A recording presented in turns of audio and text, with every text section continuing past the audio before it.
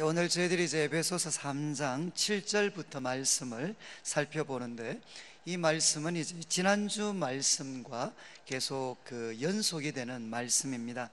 이제 3장 1절에서 이제 사도 바울은 자기가 감옥에 갇혀 있는데 이것 때문에 에베소 성도들이 이제 걱정을 하고 있었습니다.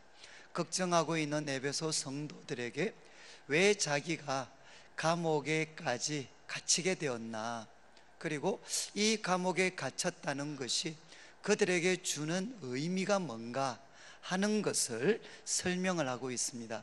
그래서 1절부터 6절까지 말씀을 통해서는 바울이 이야기합니다. 내가 왜 감옥에 갇히게 되었느냐? 그것은 그리스도의 비밀을 깨달았기 때문이다.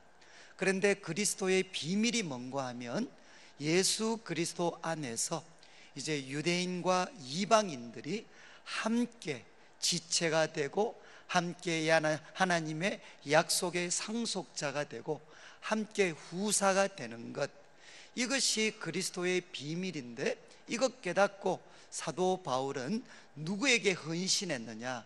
하나님을 알지 못하고 유대인들로부터 외면당했던 이방인들, 그 이방인들에게 헌신하다가 사도 바울은 감옥에 갇혔다는 것입니다. 그래서 1절부터 6절까지 말씀을 통해서는 내가 그리스도의 비밀을 깨달았고 이방인에게 헌신하다가 감옥에 갇혔다. 그리고 오늘 7절부터 이제 12절까지 말씀은 한마디로 하면 하나님께서 나에게 직분을 맡기셨다는 겁니다. 이방인의 사도라는 직분을 맡기셨는데, 이 직분에 내가 헌신하다가 내가 감옥에 갇히게 되었다는 겁니다. 그래서 오늘 말씀에는 사도 바울이 자신의 그 직분, 사도라는 직분을 어떻게 이해하고 있었고, 그리고 이 직분을 감당할 때 그가 가졌던 꿈이 뭔가, 하나님이 주신 꿈이 뭔가 하는 것들을 저희들이 좀 살펴보려고 합니다. 그래서 이걸 통해서 이제 직분은 좀 다를 수 있죠. 그렇지만 오늘 주님의 몸된 교회를 섬기는 모든 직분자들의 태도와 헌신이 어떠해야 되는가 하는 것들을 우리가 말씀을 통해 조명을 받으려고 합니다. 이제 7절 말씀에 바울이 이렇게 이야기했습니다. 이 복음을 위하여 그의 능력이 역사하시는 대로 내게 주신 하나님의 은혜의 선물을 따라 내가 일꾼이 되었다. 그리고 8절에 모든 성도 중에 지극히 작은 자보다 더 작은 나에게 이 은혜를 주신 것은, 이 은혜는 무엇이겠습니까? 사도라는 직분입니다. 사도라는 직분. 그러니까 바울은 7절과 8절 말씀을 통해 하나님께서 자기에게 맡겨주신 직분, 이 직분은 어떻게 자기에게 주어졌느냐? 그것은 자신의 능력, 그 능력이 인정받아서 주어진 것이 아니고 하나님께서 은혜 선물을 따라 은혜로 주신 것이다. 이렇게 바울은 고백하고 있습니다. 그래서 우리 모든 직분자들이 꼭 기억하셔야 됩니다. 직분은, 하나님 우리에게 맡겨주신 직분은 은혜입니다. 은혜로 주신 것이지, 내가 교회 가운데서 했던 섬김과 헌신이 인정받아가지고 소위 상이나 전리품으로 주어진 것이 아닙니다. 제가 이제 다른 데 있을 때 한 분이 안수 집사님이 되셨는데, 그분 보고 제가 이제 아이고 축하합니다 그렇게 말씀을 드리니까 그분 하시는 말씀이, 예 목사님 축하하셔야죠. 그러시면서 하셨던 말씀이, 아이고 이제야 비정규직에서 정규직이 됐습니다. 제가 아니 또 그건 무슨 말씀이십니까? 이러니까 소위 서리 집사님은 1년마다 갱신해야 되니까 그런 뜻에서 비정규직이었는데, 이제 안수 집사님은 한번 안수 받고 나면 갱신할 필요가 없으니까 이제 정규직이 됐다는 거죠. 제가 그냥 웃으면서 넘겼는데, 성도님들 참 이렇게 이거는 올바른 태도는 아닙니다. 지금 교회 속에, 우리 한국 교회 속에 사실 어려움이 있는 것 중에 하나가 뭐죠? 직분을 내가 열심히 섬기고 헌신한 하나의 그 결과물로 직분을 받아들이게 되면 어떻게 됩니까? 마음이 높아지고 특권의식에 빠지게 되고, 때로는 교회가 계급화될 수도 있습니다. 우리 목사님, 그리고 장로님, 권사님, 한수 집사님, 또 우리 모든 집사님들, 또 우리 성도님들, 직분은 그 직분을 얻게 되는 과정과 절차는 다릅니다. 그렇지만 이 직분은 하나님께서 우리에게 은혜로 주신 것입니다. 은혜로 주신 것. 은혜라는 말의 뜻이 뭔가 하면 받을 만한 자격이 없는 자들에게 베풀어 주시는 하나님의 호의와 사랑입니다. 이 말은 뭔가 하면 우리는 그것을 받을 만한 자격이 없습니다. 그러나 하나님의 놀라운 호의와 사랑 가운데 우리에게 은혜로 주신 것이 직분이라는 것입니다. 그래서 사도 바울은 오늘 8절 말씀을 보면 조금 언어적인 그 기법인데 한번 보십시오. 모든 성도 중에 지극히 작은 자, 이것은 이제 최상급입니다. 최상급. 모든 성도 중에 가장 작은 자, 최상급이죠. 더 작은 사람이 없습니다. 그런데 모든 성도 중에 가장 작은 자, 보다 더 작은 자, 그러니까 자기가 작은 사람이다, 자신의 지난 날을 돌아보고 자기를 볼 때 하나님 앞에 가장 작은 사람이다 라는 것을 강조하기 위해서 최상급, 성도들 중에 지극히 작은 자, 가장 작은 자, 보다도 더 작은 자, 사도 바울은 이런 의식을 가지고 있었습니다. 그러니까 사도 바울의 사역이 그렇게 놀랍고 끝이 좋았죠. 저는 이제 우리 목회자들도 그렇습니다. 목회자들도 하나님께서 은혜를 베풀어 주셔서 사역이 막 이렇게 성장하다가 갑자기 꺾이는 시점이 나옵니다. 그 꺾이는 시점이 언제겠습니까? 사람마다 모양은 다르지만 핵심은 똑같습니다.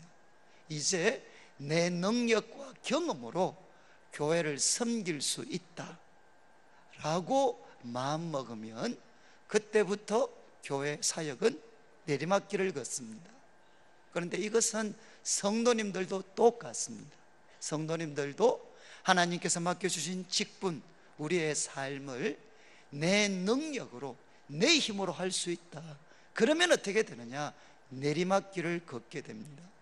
저는 우리 교회가 앞으로도 하나님이 기뻐하시는 교회로 세워지려면 모든 직분자들이 이 직분은 하나님이 은혜로 주신 것이다 라는 것을 잊으시면 안 됩니다.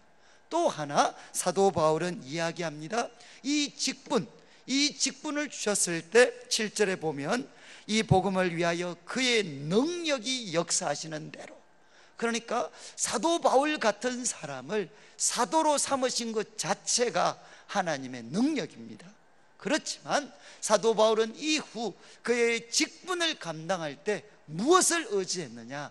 하나님의 능력, 역사하시는 하나님의 능력을 의지했다는 것입니다. 저는 우리 모든 직분자들이 우리들의 경험, 지혜, 연륜이 있다 할지라도 그것 가지고 주님의 몸된 교회를 섬길 수 없습니다. 그리고 이 시대를 섬길 수가 없습니다. 우리들의 직분이 아름답고 놀라운 것이 되려면 언제나 무엇을 의지해야 되느냐? 하나님의 능력을 의지하셔야 됩니다. 그리고 사도 바울은 7절 마지막에 은혜로 하나님의 능력을 힘입어서 내가 사도가 되었다 이렇게 이야기하지 않고 내가 일꾼이 되었노라, 일꾼이 되었다 라고 이야기합니다.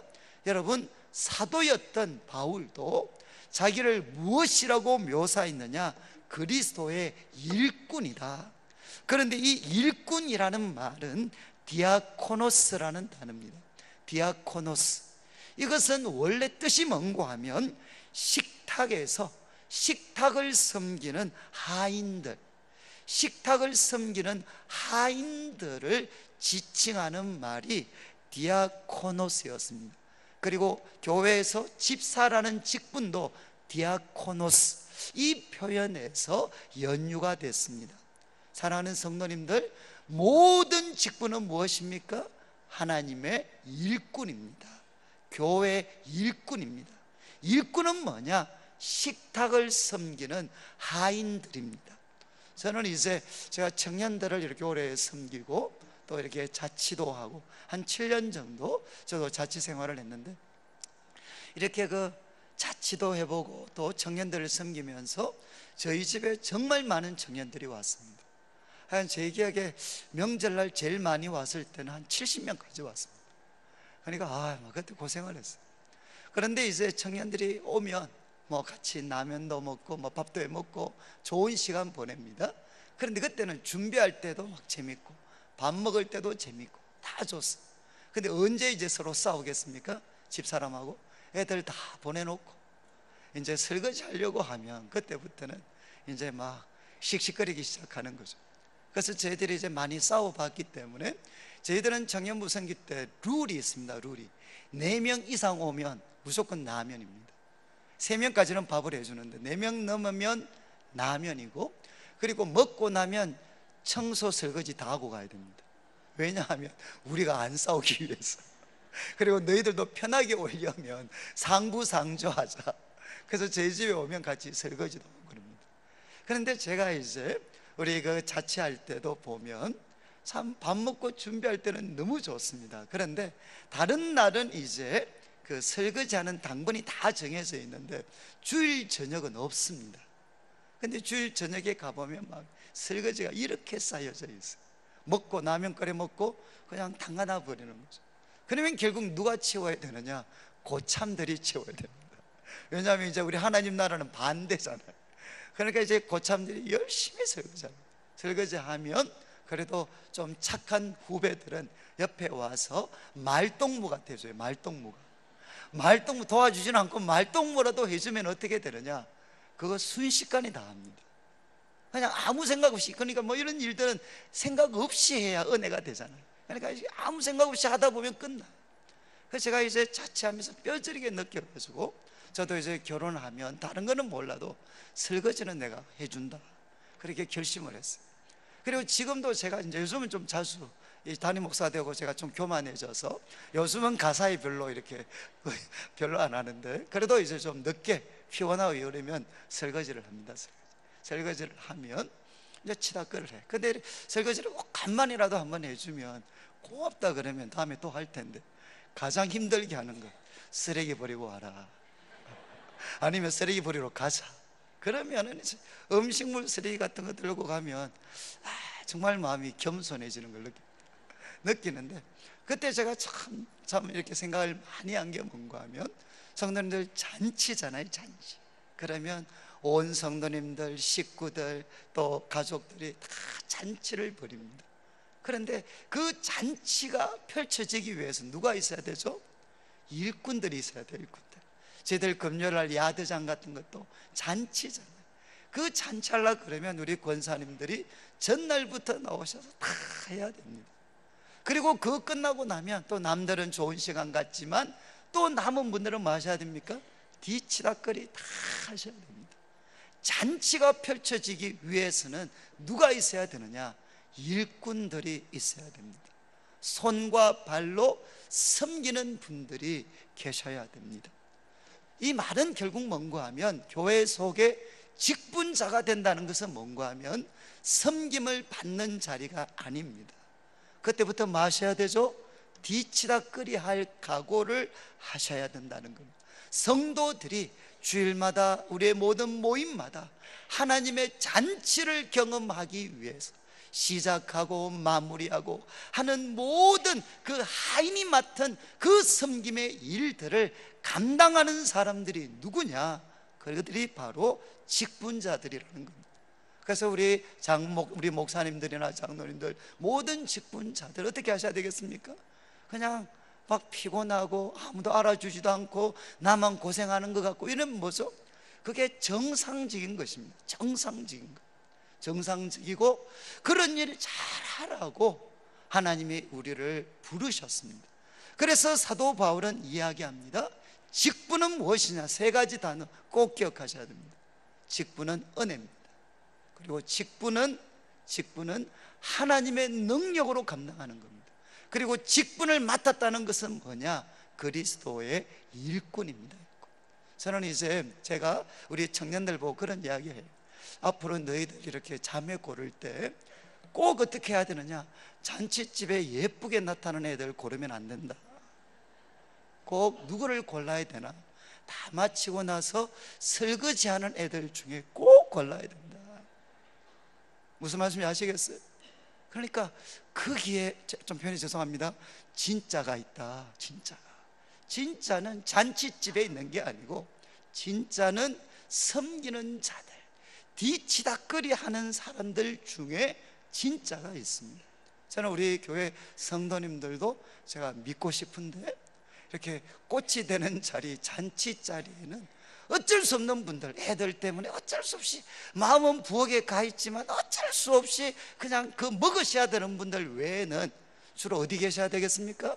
서로 부엌에서 쓰레기 치우는 곳에서 뒷정리하는 곳에서 거기서 서로 인사하셔야 돼요. 저는 우리 교회가 그렇게 될 줄을 믿습니다. 그리고 이제 사도 바울은 이야기합니다. 이런 직분을 감당할 때 그가 가졌던 세 가지의 꿈이 있습니다. 8절 후반부를 보시면 청량할 수 없는 그리스도의 풍성함을 이방인에게 전하게 하시고, 그는 이 섬김을 통해서 내가 이렇게 수고하고 있다라는 것을 나타내는 게 아니고 뭘 나타내죠? 청량할 수 없는 그리스도의 부요함, 풍성함은 부요함입니다. 정말 청량할 수 없는 그리스도의 풍성함을 이방인들, 아직 하나님 알지 못하고 그리고 하나님 백성들로부터도 외면되었던 그 이방인들, 이 청량할 수 없는 그리스도의 풍성함 알게 되면 어떻게 되죠?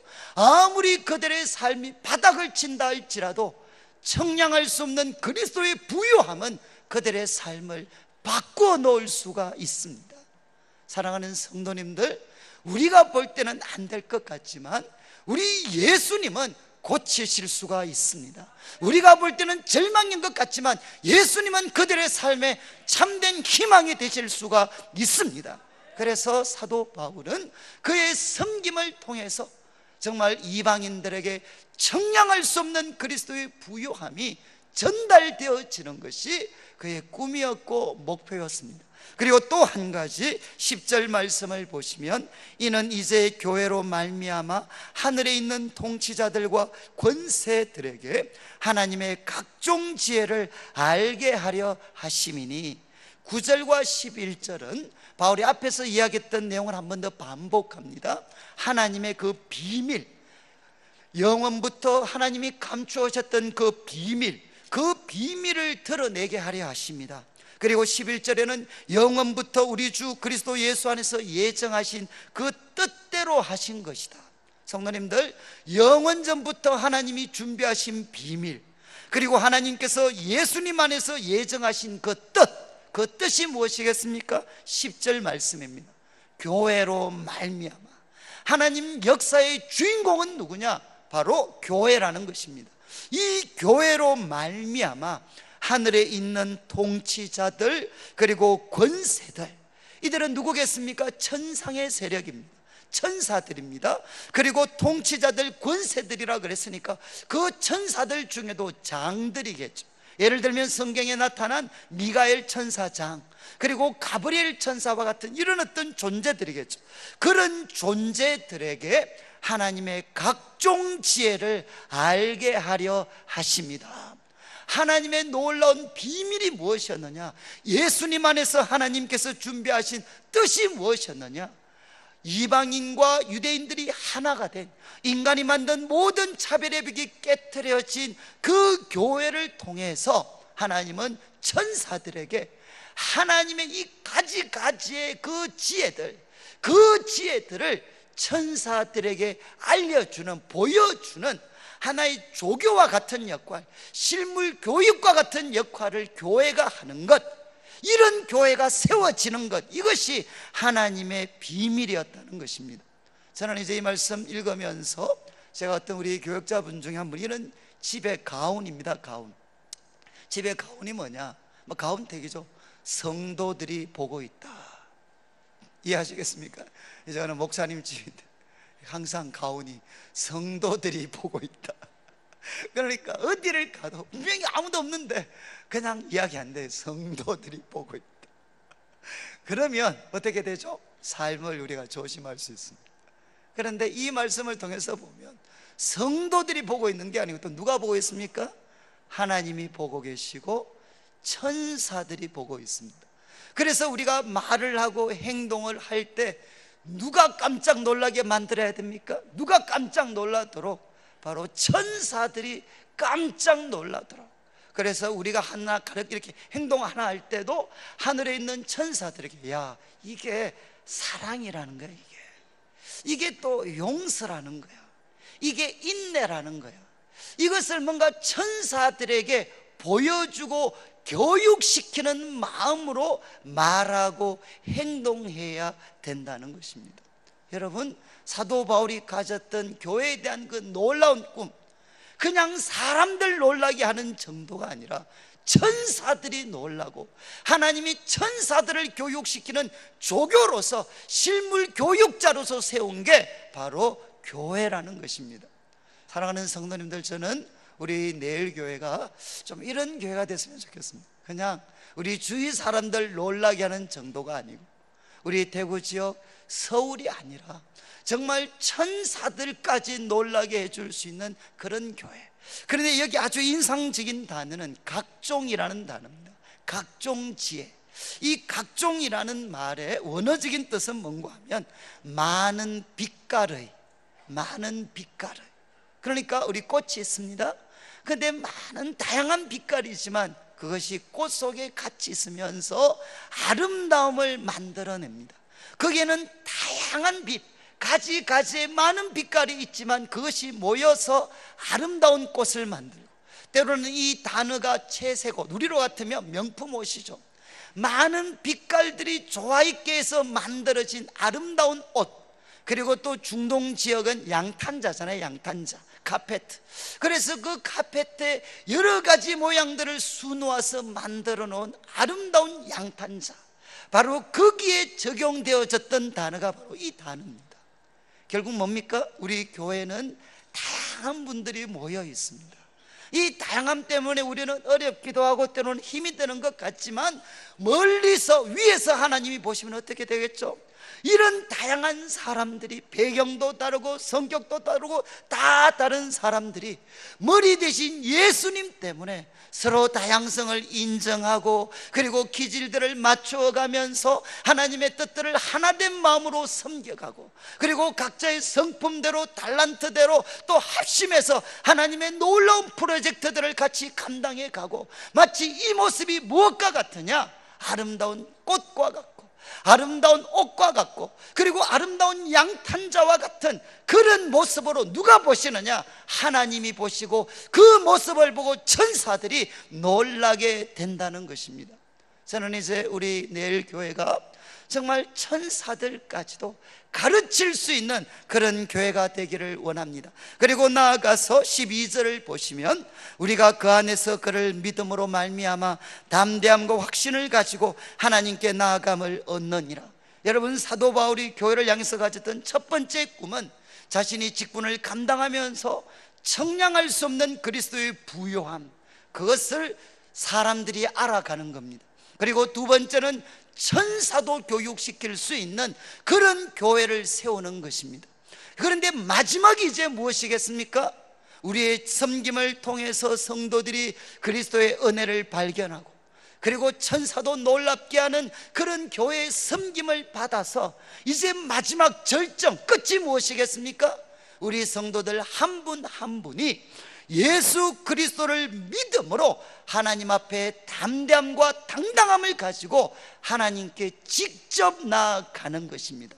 우리 성도들의 삶의 꽃이요 절정은 뭐냐? 우리 성도님들 자신이 예수 그리스도의 이름으로 하나님 앞에 나아가는 겁니다. 그래서 하나님 앞에 나아가서 우리들의 마음을 다 토로했을 때 하나님의 놀라운 은혜와 사랑과 지혜와 능력이 내 속에 흘러 들어오고 하나님께 받은 그것을 가지고 우리 삶의 현장으로 가서 이 세상을 복되게 하는 축복의 통로, 은혜가 통로가 되게 하는 것, 이것이 이제 마지막이요 절정입니다. 저는 우리 성도님들 은혜 받고 교회에서 많은 분들의 도움을 받아서 마지막 해야 될 일이 무엇이냐? 우리 성도님들 한 분 한 분이 예수님의 이름으로 하나님께 나아가는 것입니다. 사도 바울은 이제 교회를 향해 이런 꿈을 가지고 헌신을 했습니다. 그러면서 마지막 고백을 합니다. 13절, 그러므로 너희에게 구한다.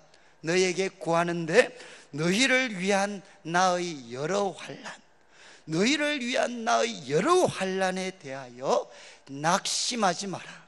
이는 너희의 영광이니라. 저는 이 13절 말씀은 아마 우리 모든 직분자들은 줄을 쳐놓고 꼭 막 외우시고 묵상하시면 좋겠습니다. 바울이 이야기합니다. 너희에게 구하는데 너희를 위한 나의 여러 환난에 대하여 낙심하지 마라. 이거 무슨 뜻이죠? 바울은 지금 감옥에 갇혀 있습니다. 지금도 많은 환난을 받지만 에베소 성도들은 잘 알고 있습니다. 그가 에베소에 와서 복음 전하다가 어떤 어려움 만났는지, 그리고 그가 어떤 각오를 가지고 예루살렘에 올라갔는지, 그리고 예루살렘에서부터 얼마나 많은 고통을 겪고 이제 로마 감옥까지 왔는지 에베소 성도들은 잘 알고 있었습니다. 그들에 대해서 이야기합니다. 너희를 위한 나의 여러 환난, 이 환난은 너희를 위한 환난이다. 이 환난 때문에 낙심하지 마라. 이것은 너희의 영광이다. 무슨 뜻이죠?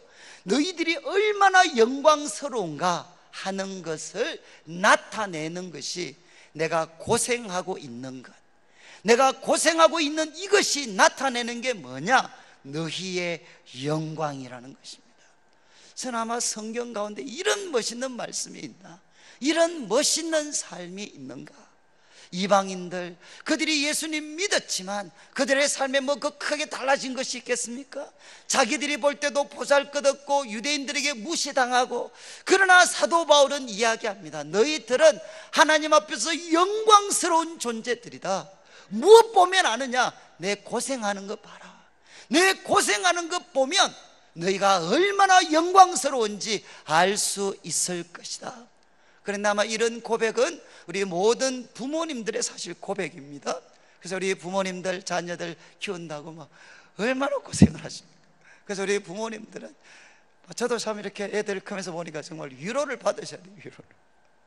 우리가 뭐 잘못한 게 있다고 애들 때문에 이렇게 고생을 해야 돼요. 그런데 이렇게 애들 일에서 열심히 하는데 부모들이 때로는, 애들이 때로는 철이 좀 들어가지고, 아이고 아빠 엄마, 예? 그래도 너무 막 고생이 많은 것 같아, 이런 말을 빈말이라도 해주면 그때 뭐라고 해야 되겠습니까? 너희를 위한 나의 여러 환난에 대해서 낙심하지 마라. 이것은 너희의 영광이다. 여러분, 바로 자녀들에게 해주고 싶은 말씀이 이 말씀이지 않나요?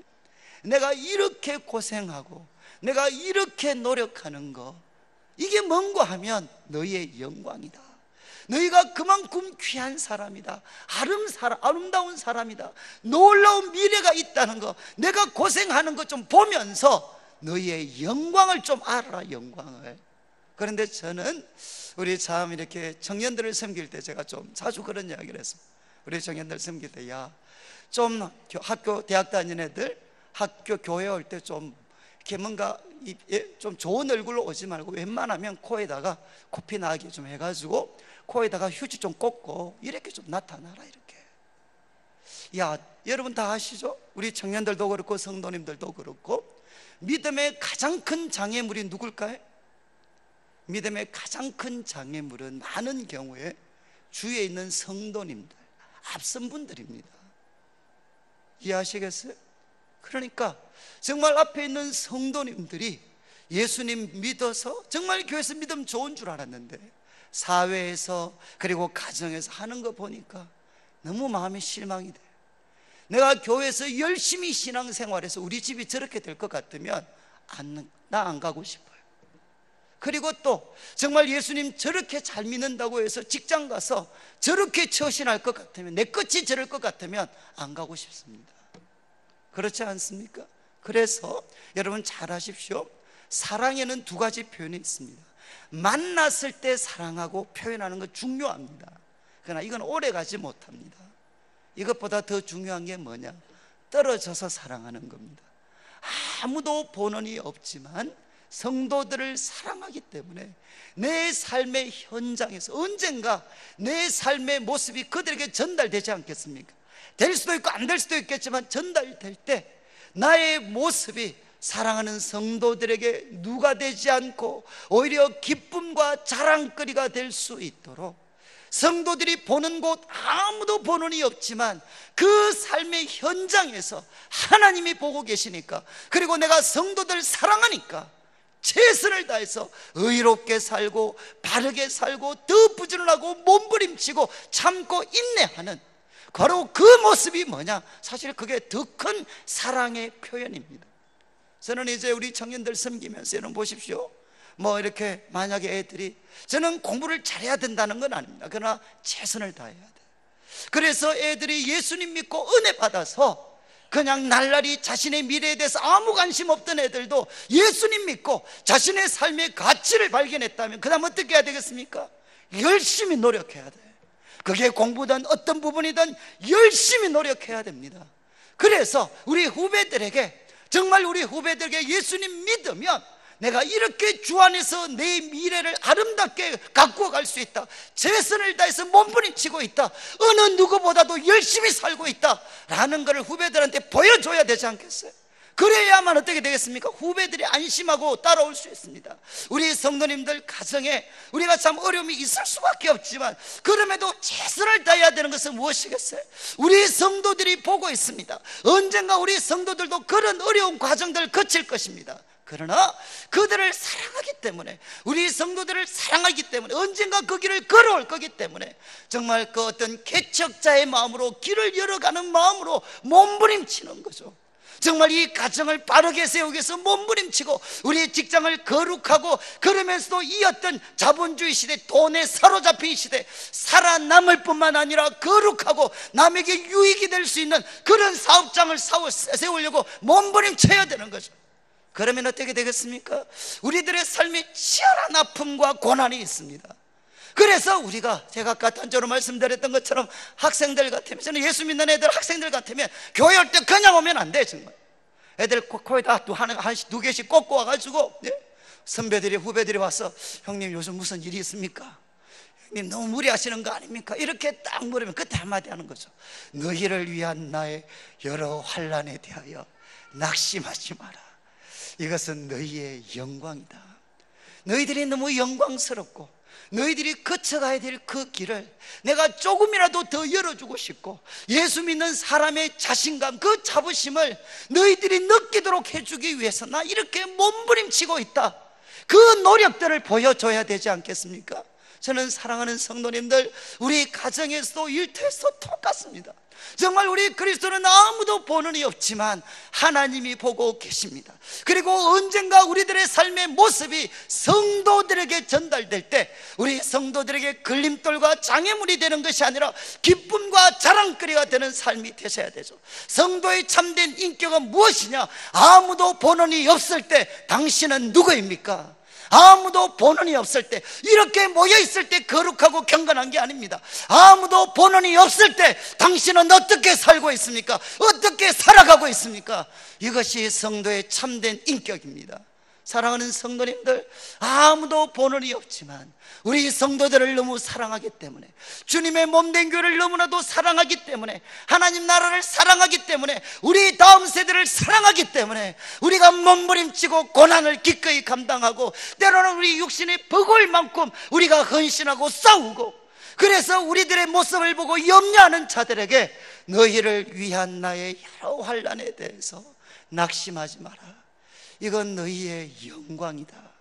사랑하는 성도님들, 저는 우리 교역자분들이나 우리 장로님들, 앞선 분들이 정말 우리 교회 성도들에게 이런 모습 보여주면 좋겠어요. 정말 우리 성도들이 볼 때 염려가 될 정도로.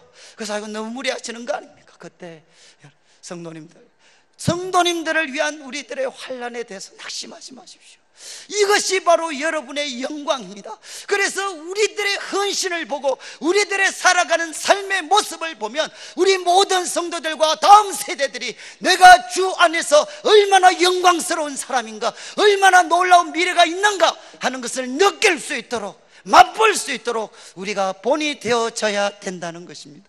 오늘 말씀을 마무리하면서 사랑하는 성도님들, 사도 바울은 직분에 대해서 이렇게 이야기했습니다. 은혜요, 하나님의 능력 힘입어서 우리는 그리스도의 일꾼입니다. 이 땅에서만 할 수 있는 겁니다. 섬기는 것입니다. 고생하는 것입니다. 그리고 두 번째, 그에게 꿈이 있었습니다.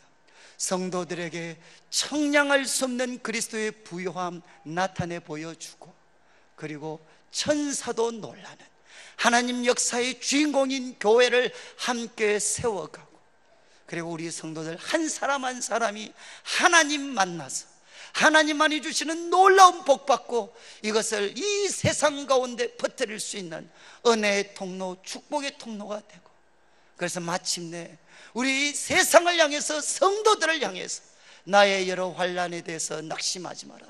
이것은 너의 영광이다. 우리의 환난을 통해 우리 성도들과 다음 세대와 교회의 영광을 말할 수 있는 그런 우리 성도들의 삶이 되시기를 주님의 이름으로 축복합니다.